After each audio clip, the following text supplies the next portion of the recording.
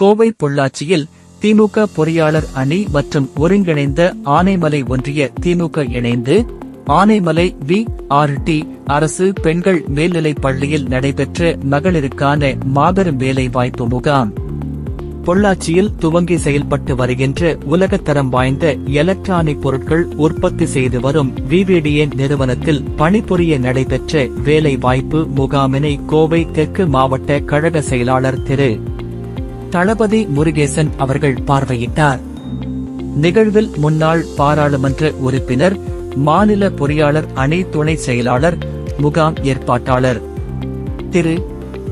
சண்முகசுந்தரம், ஆனைமலை மேற்கு ஒன்றிய செயலாளர் திரு. தேவசேனாதிபதி, கிழக்கு ஒன்றிய செயலாளர் திரு. யுவராஜ், வடக்கு ஒன்றிய பொறுப்பாளர் திரு. எஸ் யுவராஜ், ஆனைமலை பேரூராட்சி தலைவர் திருமதி. கலைச்செல்வி சாந்தலிங்ககுமார், மாவட்ட பொறியாளர் அணி அமைப்பாளர் திரு. பிரபாகரன் மற்றும் கழக நிர்வாகிகள் உடனிருந்தனர்.